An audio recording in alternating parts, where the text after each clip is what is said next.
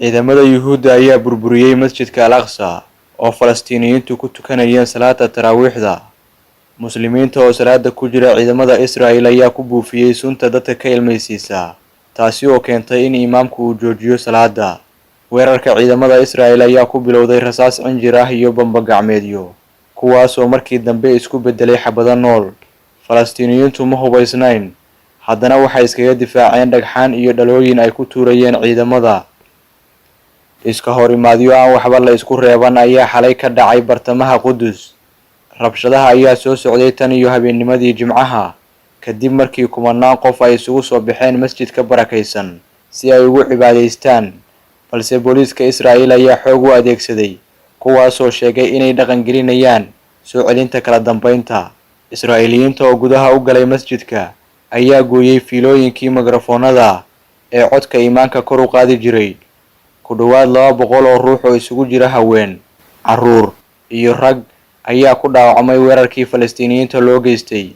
6 sarkaal oo ka mid ah booliiska Yuhuudda ayaa loola cararay cusbitaalka kadib dhaawacyo halis ah oo ka soo gaaray dhalooyinkii iyo dhagxaantii shacabku ay iskaga celinayeen. Adeega gurmadka degdega ah ee bisha cas ee Falastiiniyiinta ayaa xaqiijiyay in 88 ka mid ah dhaawacyada Falastiiniyiinta loo qaaday cusbitaalka. Beesha caalamka ayaa dalbatay in xaaladda la dejiyo, taas oo ka dhalatay hanjabaadihii qoysaska reer Falastiin ee ku nool bariga magaalada Jerusalem ee Sheikh Jarrah xoog looga saaray guryahooda.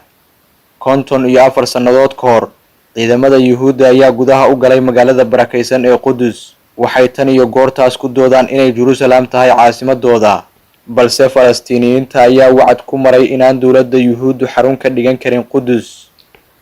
Dadyowga muslimiinta ee ku kala nool daafaha caalamka ayaa aad uga xumaaday weerarka bahalnimo. Dowladda Turkiga ayaa ku hanjabtay inaysan waxba reeban doonin haddii aan Israa'iil culayska ka qaadin reer Falastiin, halka dowladaha muslimiinta oo ay hormuud u tahay Qatar ay cambaareeyeen weerarka lagu qaaday muslimiintii ku tukanayay masjidka Al-Aqsa. Waad ku mahadsan tahay daawashada warbixintan. Like saar bogga Maxamed Muuse Tarsan, siina sheer garee muuqaalkan si uu gaaro saaxiibada.